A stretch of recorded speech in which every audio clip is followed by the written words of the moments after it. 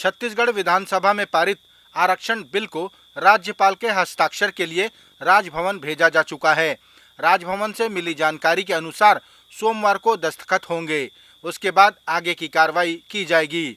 ये जानकारी मुख्यमंत्री भूपेश बघेल ने दी। आदिवासी समाज के लोगों ने मुझसे कहा कि इससे अध्यादेश लाने के बजाय विधानसभा में इसको विशेष सत्र बुला के चर्चा होनी चाहिए और उनके भावनाओं के अनुरूप हमने विधानसभा सत्र बुलाया, विशेष सत्र बुलाया और उसमें चर्चा हुई। कल 11 बजे से लेके 8 बजे रात तक के लगातार चर्चा हुई, जबकि लंच ब्रेक भी नहीं हुआ था और सारे वर्ग के जो प्रावधान हैं, अनुसूचित जाति के लिए, जनजाति के लिए, पिछड़े वर्ग के लिए, EWS के लिए, वो सारे प्रावधान उसमें किए गए हैं। अब राज्यपाल जी से अपेक्षा की जो सार्वजनिक रूप से उन्होंने भावना व्यक्त की और मुझे पूरा विश्वास है कि राज्यपाल जी उसमें विलम्ब नहीं करेंगे और उसमें हस्ताक्षर होगा। बिलासपुर में हनुमान जी के मंदिर में एक युवक द्वारा मूर्ति पर पैर मारने का सीसीटीवी फुटेज वायरल हुआ, जिसकी शिकायत करते हुए हिंदू संगठनों द्वारा कार्रवाई की मांग की गई। पुलिस ने फुटेज के आधार पर पड़ताल की तो पाया कि वह युवक आदर्श कॉलोनी में रहता है और उसका नाम अर्जुन दास है। कागजी दस्तावेजों के अनुसार वह मानसिक रोगी है। पुलिस ने बताया कि जांच के बाद प्रार्थी संतुष्ट हैं।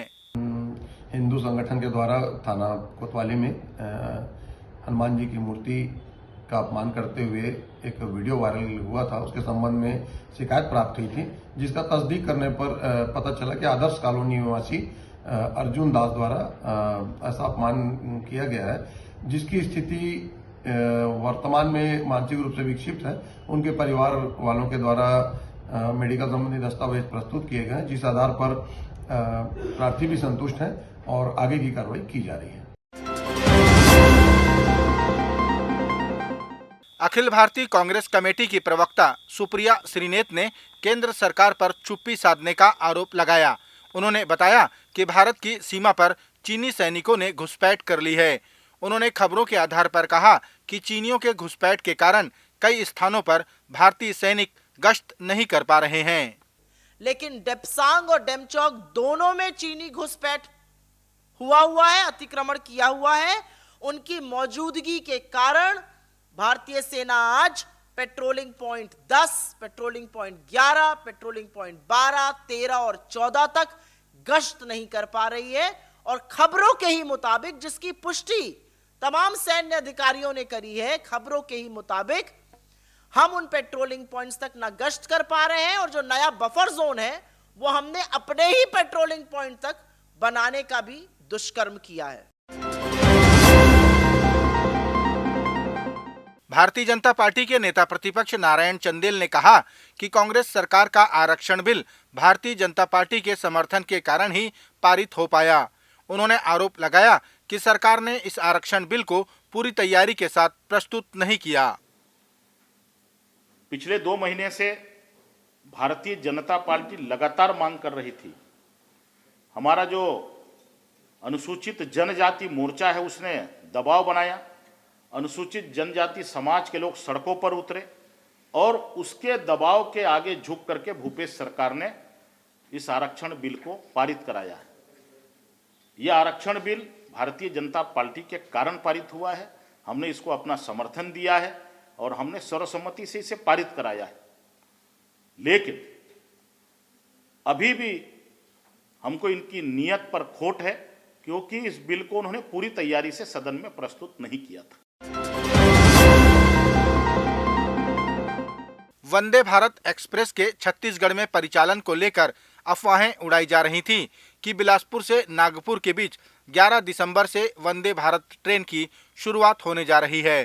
बिलासपुर रेल मंडल ने स्पष्ट किया कि वंदे भारत एक्सप्रेस के परिचालन को लेकर किसी भी प्रकार की आधिकारिक पुष्टि नहीं हुई है। बिलासपुर रेलवे के जनसंपर्क अधिकारी साकेत रंजन ने बताया, वंदे भारत एक्सप्रेस के परिचालन को लेकर अभी कोई जानकारी नहीं है। अभी वंदे भारत ट्रेनों के बारे में किसी तरह का इन्फॉर्मेशन हमारे पास नहीं आया है और इस तरह का जैसे ही किसी भी तरह की इन्फॉर्मेशन आता है तो मैं आपसे शेयर करूँगा। निश्चित तौर पर वंदे भारत ट्रेनों का हमारे यहाँ जब परिचालन होगा तो यह सूचना आप सबों को दी जाएगी और हमारे लिए यह गौरव की बात होगी। छत्तीसगढ़ के वरिष्ठ कांग्रेसी नेता और विधायक सत्यनारायण शर्मा की तबीयत खराब होने के चलते उनका इलाज राजधानी के रामकृष्ण केयर अस्पताल में चल रहा है।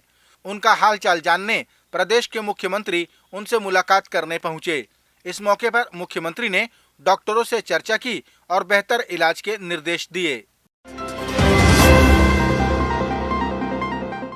भारतीय जनता पार्टी ने आरोप लगाया कि छत्तीसगढ़ की कांग्रेस सरकार ने भानुप्रतापपुर उपचुनाव में सहानुभूति प्राप्त करने के लिए आरक्षण के बिल को विधानसभा में पेश किया, जिस पर बोलते हुए मुख्यमंत्री ने कहा कि चुनाव तो होते रहते हैं, लेकिन आरक्षण बिल का पास होना मील का पत्थर है। एक उपचुनाव से क्या फर्क पड़ना है? ये पूरे प्रदेश की जनता का मामला है। चुनाव तो होते रहेंगे, ये तो उपचुनाव है, आम चुनाव भी होंगे, लेकिन ये जो काम हुआ कल, वो मील का पत्थर है। जो किस प्रकार से छत्तीसगढ़ आगे बढ़ेगा, उसका ये रोड मैप है कि हम सभी वर्गों को साथ में लेके चलना चाहते हैं, तभी छत्तीसगढ़ आगे बढ़ेगा। तो उस भावना के अनुरूप ये काम हुआ है। ये चुनाव से उपचुनाव से जोड़ना नहीं चाहिए। ये एक्चुअल में वो हार रहे हैं, बुरी तरह हार रहे हैं, तो अपने फेस सेविंग के लिए ये बात कर रहे हैं, ताकि जब रिजल्ट आए तो अपने आला कमान को बता सके कि हम लोग इस कारण से हारे हैं। तो वो हारने का बहाना ढूंढ रहे हैं, वो वैसे हार रहे हैं। भानुप्रतापपुर उपचुनाव में कांग्रेस पार्टी की कमान मुख्यमंत्री स्वयं संभाल रहे हैं। वे लगातार जनसभा को संबोधित भी कर चुके हैं। पूरे समय प्रदेश अध्यक्ष मोहन मरकाम और कांग्रेस उम्मीदवार सावित्री मंडावी उनके साथ रहीं। मुख्यमंत्री ने कहा कि भानुप्रतापपुर में कांग्रेस पार्टी की ही जीत होगी। वो कितना भी कर लें, लेकिन न आदिवासी उनके साथ जाने वाले हैं, न किसान उनके साथ जाने वाले हैं, न युवा उनके साथ जाने वाले, न महिला जाने वाले हैं।